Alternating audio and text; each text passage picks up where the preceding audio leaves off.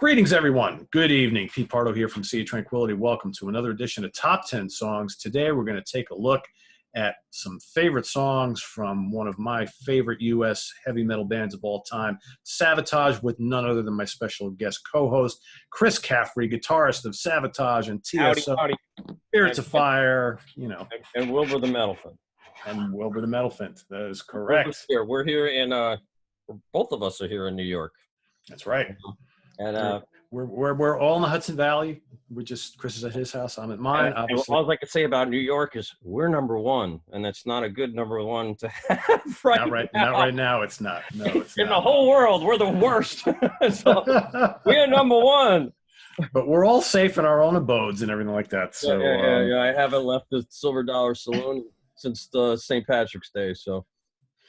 All right. Well, you know what? Better safe than sorry, I always say. Exactly.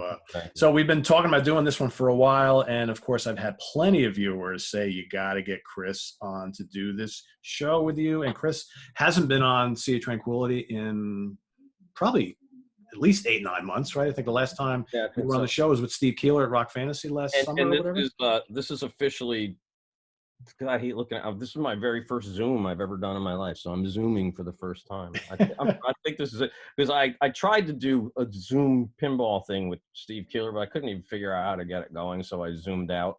So this is like my first, I think, effective Zoom. So there you go. I'm very honored for you to be your Zoom first on, year. brother. There you go. So, well, we were talking about this. I was having trouble getting 10, so that's why I'm cheating.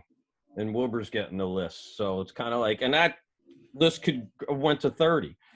So I have my list and I have his list, and I think my list kind of has mostly title tracks, and I put a couple songs, and I think he has a couple title tracks and songs. So okay, sounds good. Yeah, I had a hard time with this list. It is a hard list because if you think into it, you'll find a song. And then there's another song that Savatage has that's pretty much not the same song, but very similar. So you'll have like 3 or 4 different ones that were like, oh, this is long with the counterpoint vocals, and this is kind of a ballad, and this one's kind of, really super heavy, and this one's got Oliva, and this one's got John, and it was just a real tough one to come up with, even 20. I'm just like, it's... Yeah. No, I totally get it. And I was really careful just not to pick any of the extremely obnoxious old John Oliva sex-related songs because I knew, God bless his soul, Paul O'Neill was never the hugest fan of necrophilia and skull session. So I was like, you know what, I'm gonna leave those to the side, and the blessed soul Paul O'Neill, and not keep some of those ones like Stuck on You, and just leave a few of them to the list of really good metal songs that Savatage has in the early part of the catalog. Yeah. But, for me, this was really tough because I've been following them since the beginning. So even before you joined the band, and that, some of that stuff is just like ingrained in my soul. So I'm like, I love a lot of the old stuff. And then a lot of like the 90s stuff is really great too. So it's like, This was a hard list. I mean, you even just made me think of a song that I didn't even put on my list, and I'll like mention it now just because it was probably the very first Savatage song that I ever heard. I think it was on SOU radio when they were really playing the Sirens and Dungeons stuff a lot, and I think the first one that I heard was Holocaust. Holocaust is great. I was like, what is this riff? Because that riff was just so badass. And now I think about it now, and it's not on the list that I have there, so I'm just naming it as the first one I heard. But that was always like, when you heard that riff, you were just like, wow, that is just something different and something really badass. And that's what just came from there. I think I heard Dungeons after that, and then Sirens. But it was just, Holocaust was the first song I ever heard from Savatage. It's a great one. All right, I'll let you start off with your number 10. Either you or Wilbur can go. It doesn't matter. Either or. I'm going to do, let's see. I'm going to do Wilbur's number 10 first, which is a peaceful, loving song that I remember. John Oliva wrote this riff for this song on the tour bus of the Dio tour when we were touring with Megadeth and Dio. And I heard him on an acoustic guitar playing the bass riff and the real riff for Rage and War. So Rage and War is my number 10 on Wilbur's list. But some of these ones I have on the list too because of the special memories like that. I mean, that was just something I was around and I watched him. It was the first thing I ever saw John Oliva write or heard him write, and that was Rage and More, which is a pretty good way to start. And then great song. I'll let you go, and then I'll go. Okay.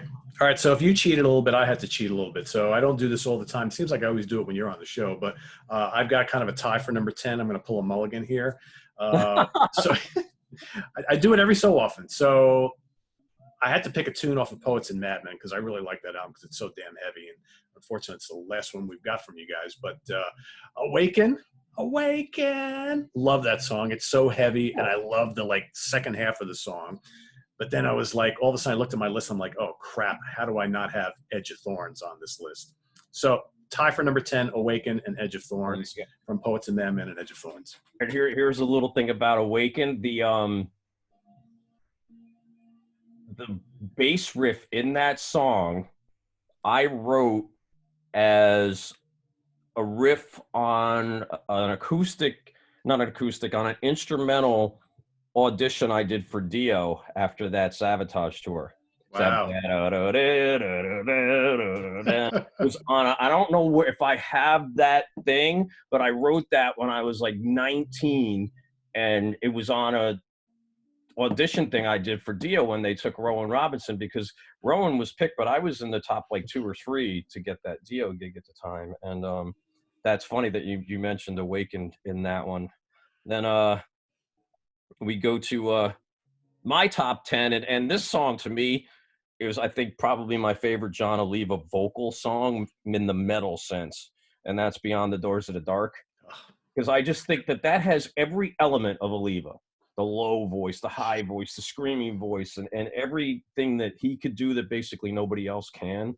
It was one of those ones that was just, and that song was just brutally great to play live, and it was really fun to not only hear it, but to be able to perform that. But that made my list because of Oliva's vocal performance. I will go on record and say that Hall of the Mountain King, that entire album is, from him, one of my favorite heavy metal vocal performances. Oh, absolutely. That whole album. Absolutely. I think if it's not the best, you got to put it up in the top 5.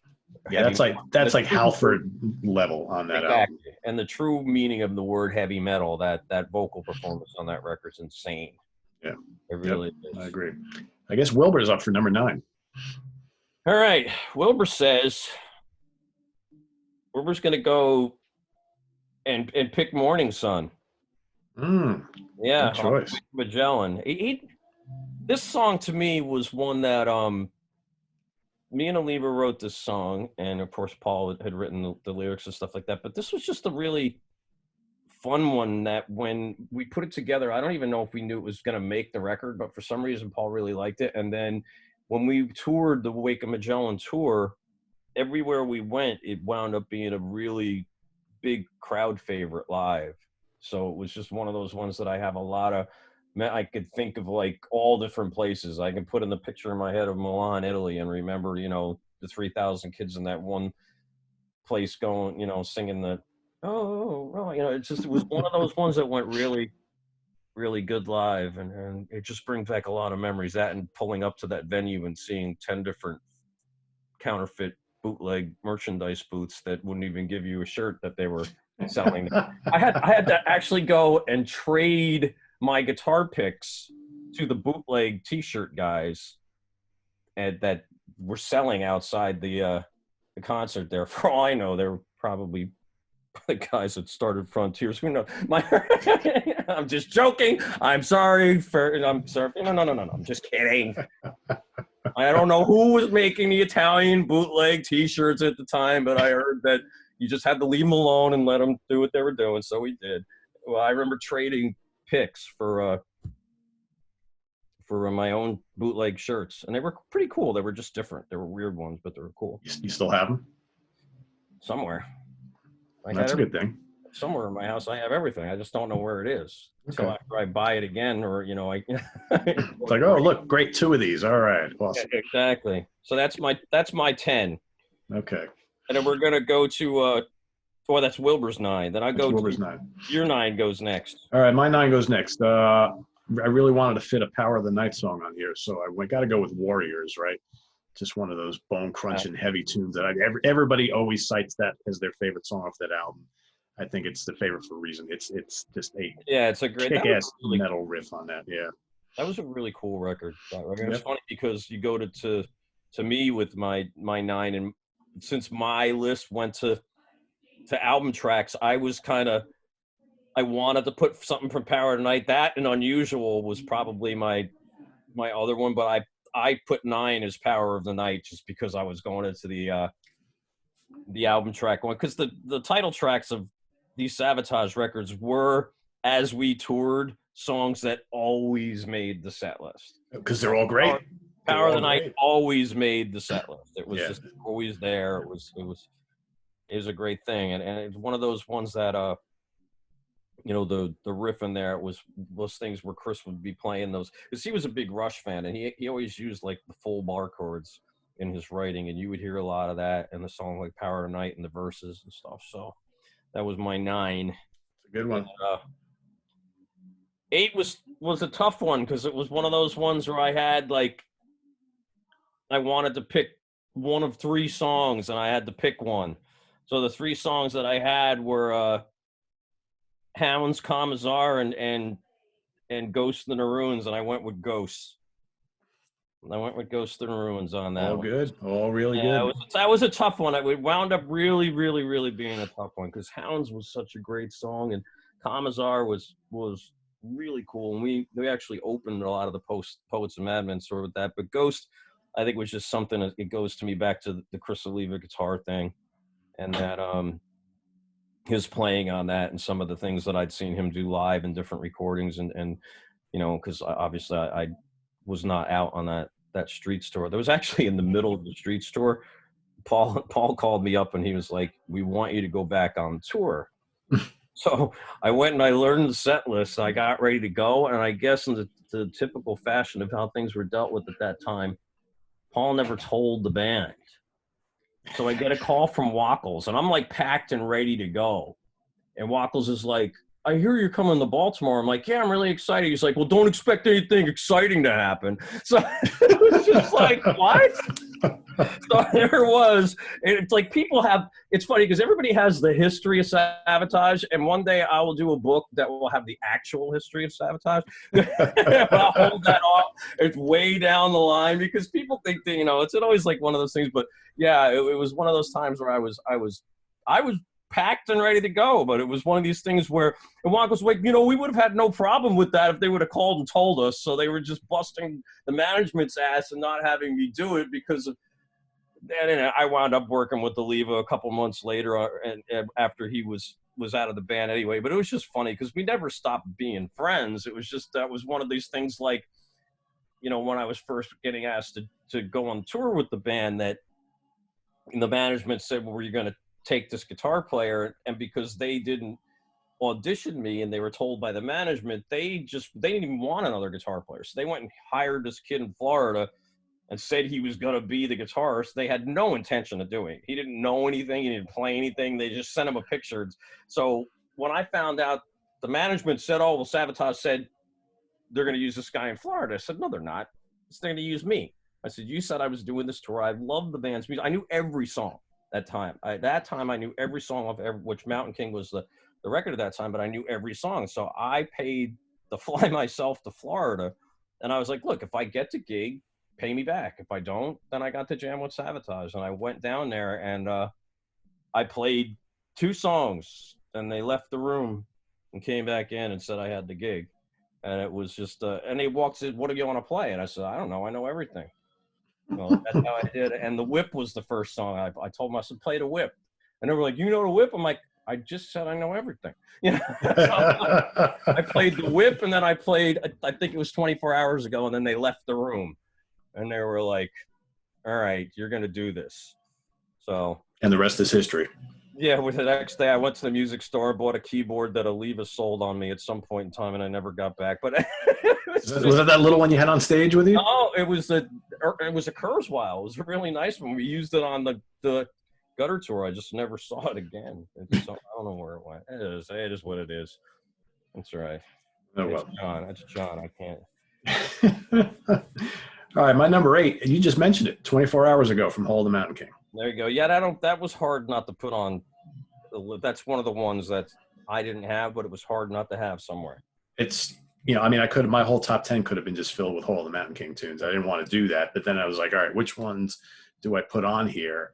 And I had to have that one on there. It's such a great, great song, and Chris's guitar work on it is just absolutely fantastic. Yeah.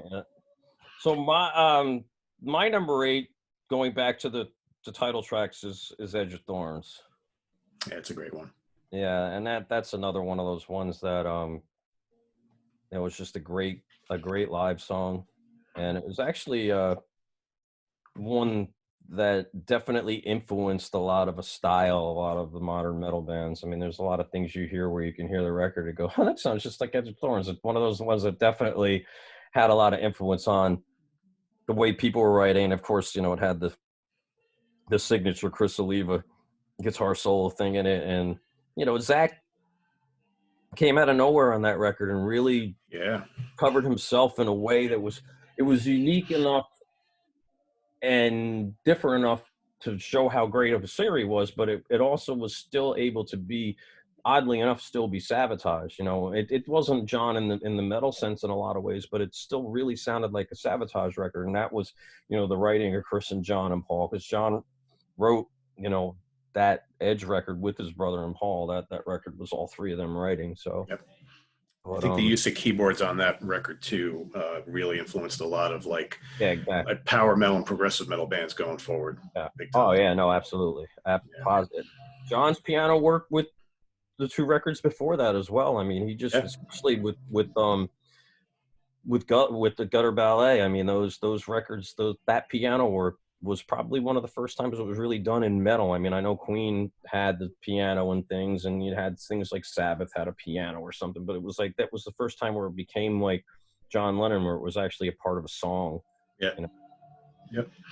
So I'm going to my number 7 on Wilbur's list, which he's putting this one in for a couple reasons too. This is Taunting Cobras, which is oh yeah, we're picking that one, and that one was one that was always a lot of fun to do live, but Wilbur put it on his list because I wrote the guitar solo section of that song and nobody knows about it. So that was the chorus of a Dr. Butcher song called A Living Hell, is the guitar solo section for Taunting Cobras, which is why Wilbur put it as his number 7. There you go. It's a great song. It is, and it's a great. We opened with that on the Dead Winter Dead tour. We came out and opened our European Dead Winter Dead tour with Taunting Cobras. Very cool. All right, my number 7. Since we're talking title tracks, how about Streets? Oh. I think you hit a title track I didn't get to on any of my lists. How is that? Wow. I don't know, but it's not there. That's a great one too. Yeah. That is a great one. That's awesome. My number 7 on my list is Dungeons. Oh yeah, Dungeons is great. Yeah, Dungeons is my number 7. That's just one of those brutal ones. And I'm gonna move to Wilbur's number 6. It's funny because I got 20, but I'm using Wilbur. But this song is one of the ones that there's actually 3 on my list that have this, maybe 4, this particular style of writing in it, which is the one where Paul used the counterpoint vocals. But this song was written by Al, John, and Paul, and it's Hourglass. Oh yeah, that's a good one. And Hourglass is such a great song. I mean, Hourglass and Edge of Thorns, they were both songs that we did with TSO, and Hourglass we did last year on the US tour with TSO, and that song is just a great live song. And Al's songs that he had written for Savatage were always really cool. He had some great songs like Turns to Me and Hourglass were just really, really great songs. And that's Hourglass is one of my favorite ones, and it was really, really brutal live. A good epic feel to it. I dig it quite a bit. Yeah, it's good. All right, number 6. Let's go to Gutter Ballet, Unholy. I think Chris Oliva's guitar on that is just absolutely superb. It's heavy, and but the tone of his guitar riffs, the leads, everything about it. I'm a big fan of that album anyway, and it was just kind of hard to pinpoint just exactly which songs I was going to pick, but that's got to be one of them. Yeah, that was a great one. That was in our live set for that year. I remember we played that. My first time live, it was I think in Hamburg when we opened for Kingdom. I'm pretty sure Hamburg was the first show. My number 6, I'm going to do a repeat on the songs with counterpoints and also ones that TSO did, and that is Chance. Actually, I was wrong because Chance was the one we did on the U.S. tour. Hourglass we did on the European Wacken show was where we did Hourglass, but Chance is the one that I'm going to put as my number 6 for me. Chance, I think, really was the key song to the reawakening of Savatage once Chris passed away. That particular song, I mean, that, especially with how the Japanese liked it, I mean, that was the reason why Chance was the reason why live in Japan, the live whole thing was being done, because Chance was huge in Japan. So they go, and I wasn't on that tour. Leva did that tour, and the funny thing is about it, God, freaking John Leva's just so funny. But Paul, God rest his soul, I remember the frustration in him when he went to go. I was with him. We were mixing that live record because I played a lot of rhythm guitars on live in Japan. And Paul, he was just realizing at that time that the band never did the counterpoint part live on the Japan live. So like the whole thing that people loved the song, they got to that and just went away from it. And Paul was like, how can you not play the I was just like, Paul, I wasn't there. You know, it's like he's telling it me like I had something to do with it. I'm like, Paul, I in case you remember Chris, the guy that wasn't in Japan. But I think that was funny. But Chance was, when we went into Europe on Dead Winter Dead, I couldn't believe the response that song had. That song was as big and as important as any Savatage song we had in that set at that time, and it always has been, especially when we were touring. It's just a really epic tune, and it's got a great lyrics and a great message inside there, and it was just, I think that was the first time we ever had the counterpoint vocals, and that just became a formula with that. And you know, I've borrowed that type of work on my solo records, and it's just really cool, and it's a real personality of Paul added into the, you know, the whole rock theater side of Savatage's music with the counterpoint vocals. So that was my my number 6. Cool, good choice. Who's up? Do I go, or is it Wilbur's turn? I don't know. It's your turn. It's my turn. Oh, wait. No, it's Wilbur's turn. Wilbur's turn, number 5, right? All right, so now Wilbur's picking a song that's good for the way that we feel lately. So we were trying to find something else off of Gutter Ballet, since that record just has so many great songs, and we're picking Mentally Yours. Mentally Yours is great. Yeah. He's like, Wilbur went out to play. I mean, it was just that. I think that sums up a lot of where I think everybody feels right now. And it's just, that was a great song. That riff kills. Yeah, and it was, for me, it was cool because that was my first tour as a member of the band, and Chris always made sure that I played the riff for the outro myself. That he's like, he always wanted me to play it, and there was some times where he had me do his leads. He's like, you're playing it, and he would look at me and laugh. You do it, and then I would do it, and it wouldn't be it, but he'd be laughing at me. But yeah, we were very close on that tour. Me and Chris were kind of like inseparable on that Gutter Ballet tour, because John really was kind of in his own world, and I think Johnny had I think he was in a relationship at that time, and Wackles never really hung out. You know, Wackles was always a business. He was always doing some kind of business. You know, he was making a drum riser or a pair of drum gloves or sticks or something. He was always making something and selling. So me and Chris just every day we hung out and had a lot of fun on that tour. And yeah, mentally yours.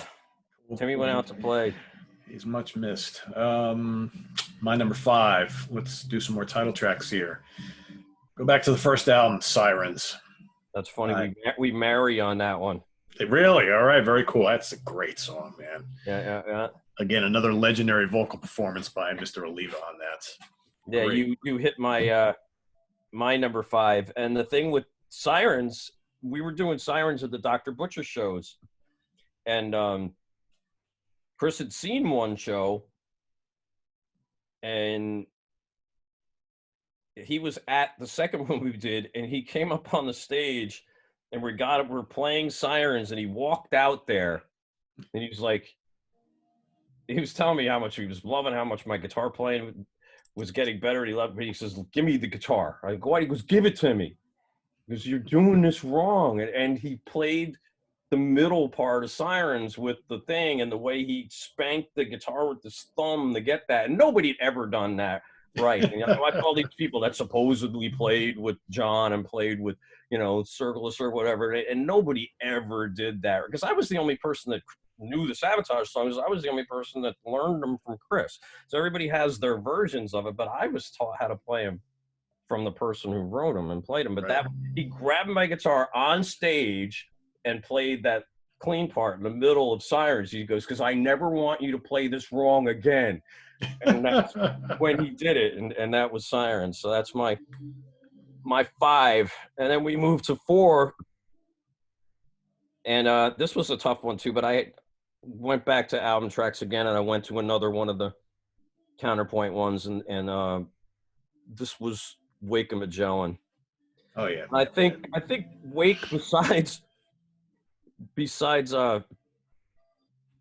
like Taunting Cobras and a couple riff parts that I wrote on songs like Dead Winter Dead and the end of the track and things like that, Wake was one of the first Savatage songs that I actually wrote with the guys for a record. That was one of the first ones. So that one's always pretty important. And that one was always really fun to play live too, but they always gave me the counterpoint part that had the most words.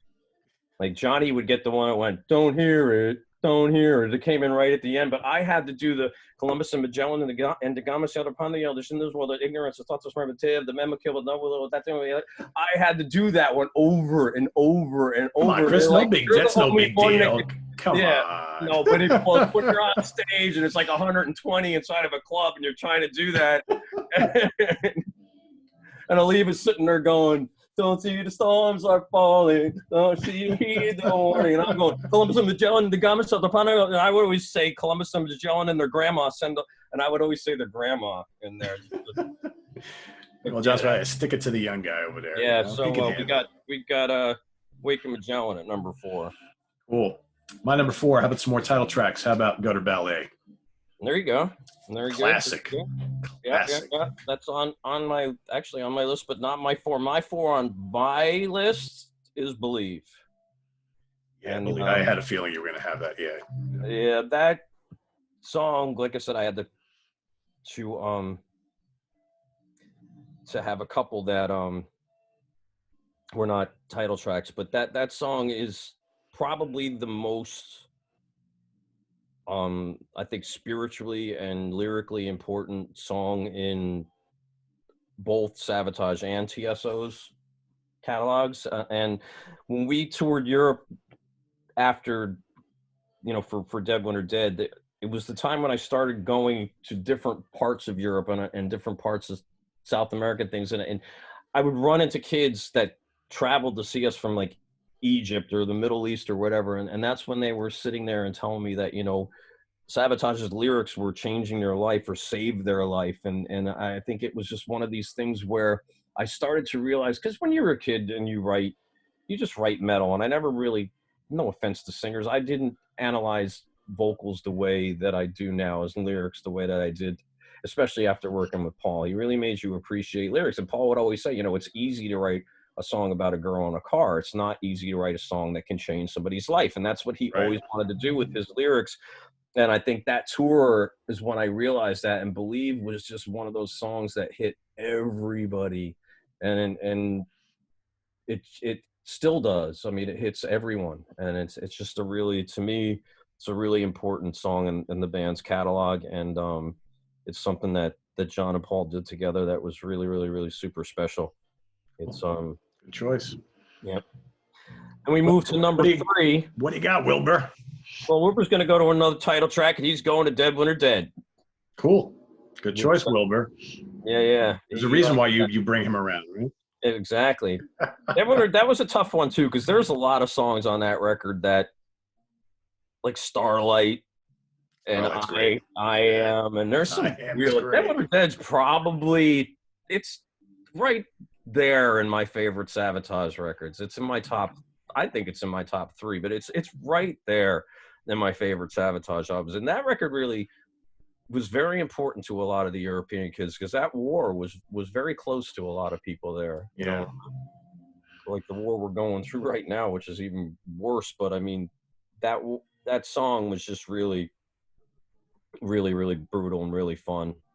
And, I know, like a lot of younger, like power metal fans, and younger meaning significantly younger than us, who kind of maybe were kids during the 90s, really love Wake of Magellan and Dead Winter Dead. Yeah, no, they were very important. They were really, for Savatage, especially Europe, they just took us to a whole another level. I remember when we released Wake, and we were touring there, and we go in the record stores. I think it was the first time that we saw us in the racks in the front of stores in the top 10s. You know, we'd be like at number 6 or 4. Good feeling, right? Yeah, and the racks and those. And at that time, Savatage was number 1 in a lot of the reader polls in Europe, like ahead of Maiden and Metallica. It wasn't like number 1 ahead of, no offense, to like Symphony X and Primal Fear or something. It was like we were number 1 ahead of Maiden and Metallica and everybody. And it was like, wow, we've gotten that big. And we released, the record went to number 1 in Holland, and we were just like, wow, this thing's really gotten to a different level. But that was my 3. Cool. My number 3, Strange Wings from Hall of the Mountain King. Good tune. I think that tune had some kind of quasi hit potential. It's like, did they or did they not? Didn't do a video for that. They probably should have. I think that song is so catchy. Yeah, the only video that's out there is a live thing from Anaheim with when Ray came up and sang with us. Gotcha. Okay. Yep. Yeah, Ray. Me and Ray were really good friends, and all of us were with Ray at that time. And he came out, and I remember playing that show in Anaheim, and I went back and I was hanging out with Ray, and he was living in a place called the Oakwoods out there, and I went back out there and hung out with him that night. One of the last times I saw him before the period of time that I saw him at the end with the Sun Red Sun thing. But we moved to my number 3 is this song is one of the top 5, I think, Savatage fans' favorite songs, and it's one of mine too, and it's one we also did with TSO in Europe, Morphine Child. Ooh. Yeah, that song is a really awesome festival song. That whole other than the Jack Frost stomp on stage, I mean, this song was really a great festival song, and it just had so many different, so much depth to it. It's like it was one where me, John, and Paul had written that, and there was so many parts, but we all pieced them all together. And a funny thing about the very end of that song, where it goes when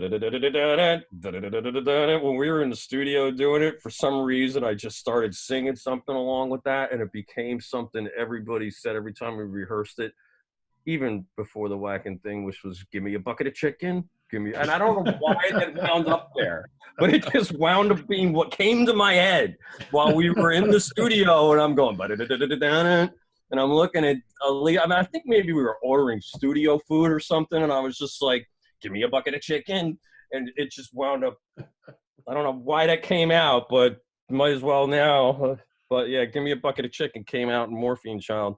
There you go. You'll remember that forever now. Yep. And then we got to move to number 2. And Wilbur's number 2 is When the Crowds Are Gone. Oh, great one. Yeah. And that was the second video that I ever did with with Savatage, and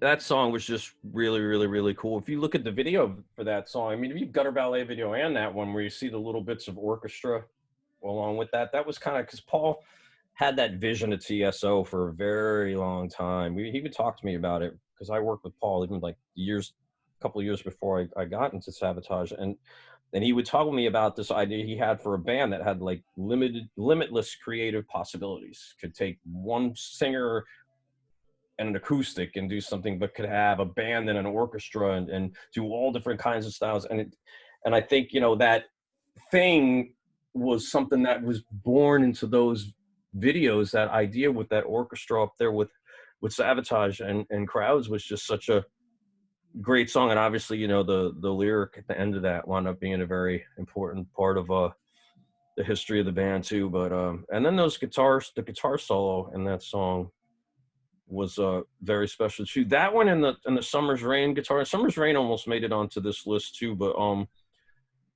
Chris had a lick that he had figured out that where he rolled up the neck doing this thing of rolling through these scales, and it's in the Summer's Rain, it's in the When the Crowds Are Gone guitar solos. And I remember when we were on that Mountain King tour, and then once again when we were playing in the rehearsals for Gutter, he's like, you remember this riff? This is the one I used. And it was that, he had that little rolling riff that he used for those songs. But Summer's Rain was a really beautiful song.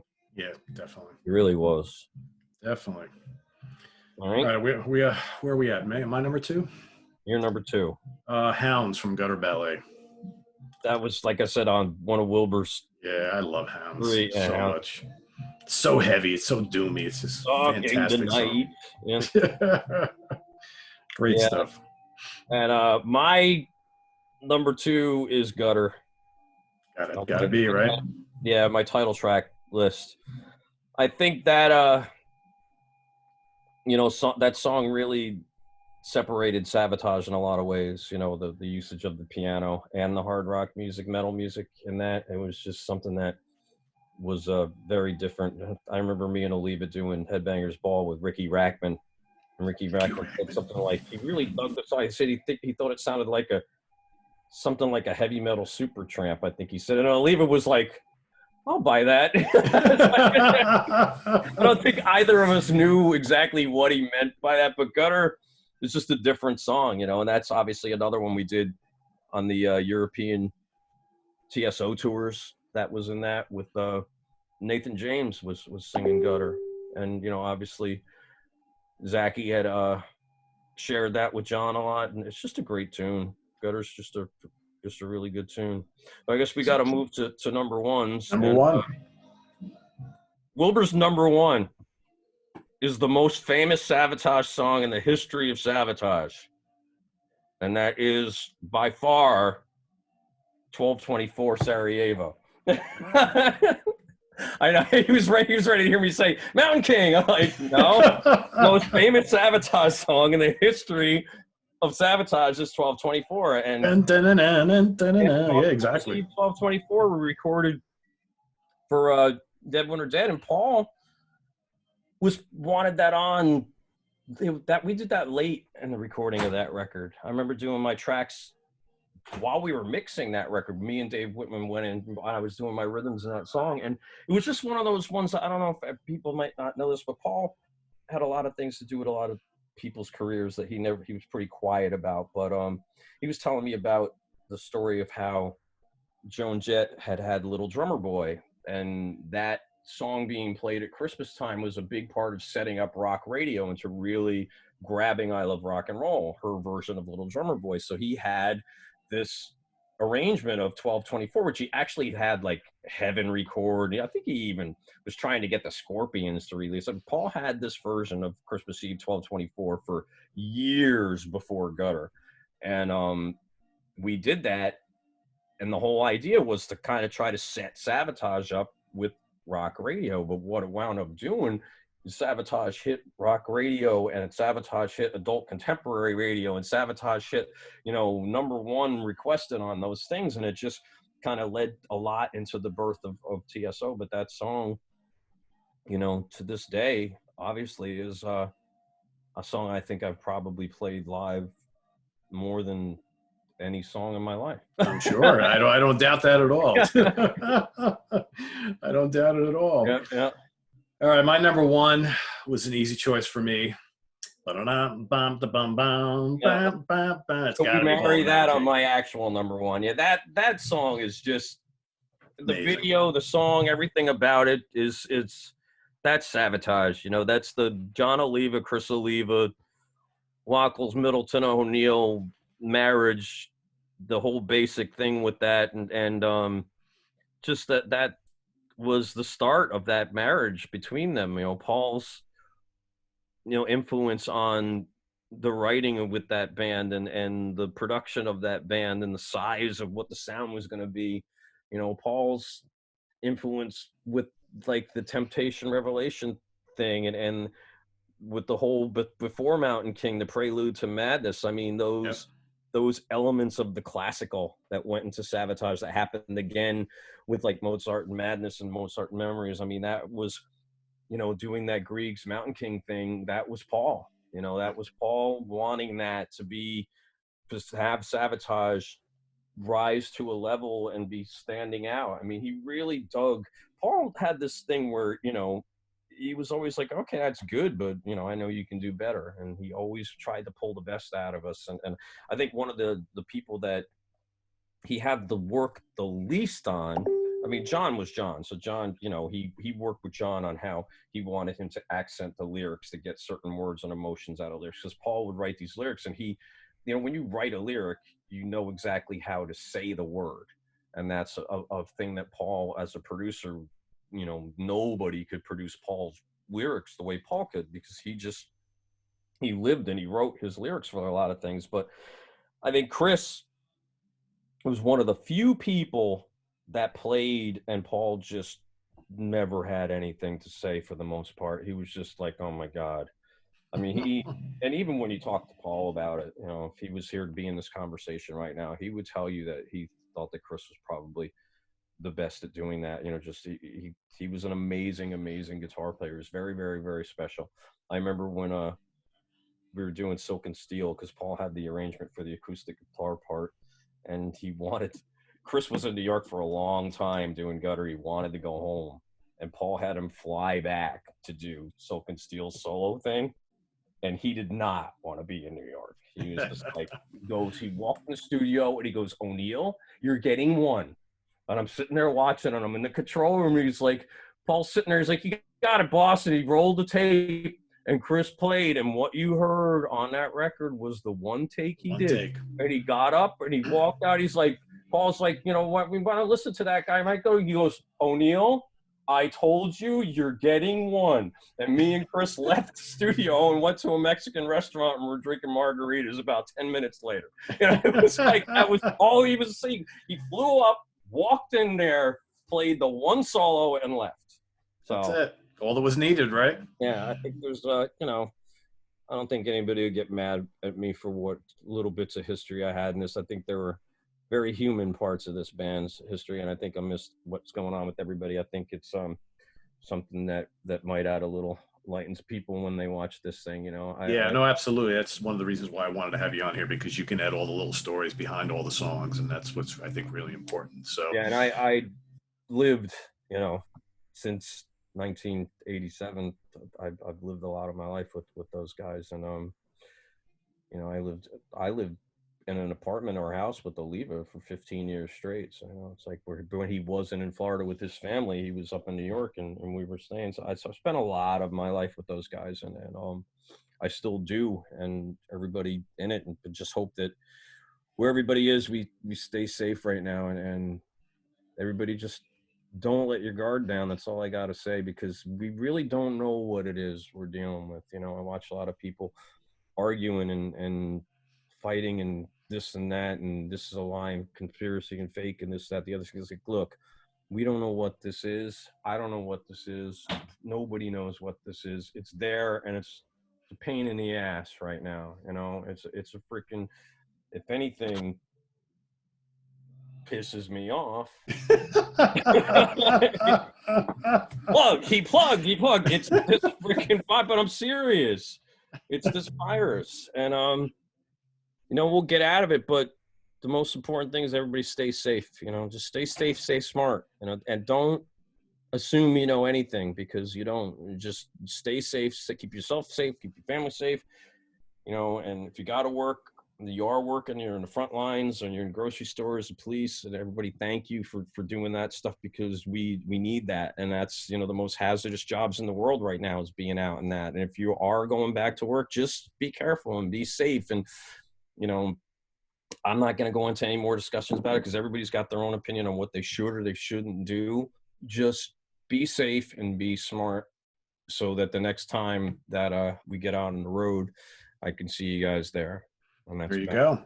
That's good words, and I echo them. So, Chris, thanks so much for joining us here on this top 10 extravaganza of Savatage. We're going to have Chris back once the new Streets of Fire album is ready to be unleashed, or when that's whenever that might be, right? Yeah, but it's in the works. That's going well. I've been writing. I don't even know how many songs I've written. I've written a lot of songs, and everything keeps trading back and forth in the bands, because we're all like at home and people are doing tracks, and it's coming together, and I just don't even really know what the schedule is going to be like, because we're all just figuring out working. It'll probably be my first Zoom music video if the record gets done. But now you're a pro at it, right? Yeah, exactly. But I actually sent out, I sent Steve and Zonder, I sent them a piece of instrumental music I had, because I wanted to do. I actually had an instrumental written for the first Spirits of Fire record that wound up going on my Justice Court record. I stole it for myself. But this one, I'm not doing a solo record now, because I don't want to confuse myself and make because everything starts to sound the same. Like, I'm going to write this song for Spirits of Fire. I'm like, this, to me, it just starts sounding like the same record. So I'm kind of writing, I'm going to release some stuff, maybe some singles here and there on my own, but I'm not in the mood to do a whole one of my records right now. I may, do something later. I might even do blues record or something bizarre, just because I got the time. But the Spirits record, I'm putting a lot of time into it. It's coming out cool. We'll just see what happens. And like I said, the Zoom video, but I'll be instrumental. I told the other guys, I said, well, I wrote up the first 2.5 minutes, so I want you guys to write a minute, and we'll piece it all together. So there you go. That'll work. Exactly. I called it Mental Instra. The Mental Instra from Spirits of Fire. There you go. We look forward to it. So thanks again, Chris. Everybody, visit us on the web at www.seatranquility.org. We're on Facebook. We're here on Twitter, and, of course, on YouTube all the damn time. So thanks again for Chris. I am Pete Pardo. Thanks for watching, everybody. Peace Metal, and what am I drinking? Diet Cherry Pepsi. Diet Cherry Pepsi. There you go. Breakfast champions. Thanks again, and thanks, everybody. We'll see you real soon. Take care. Hey.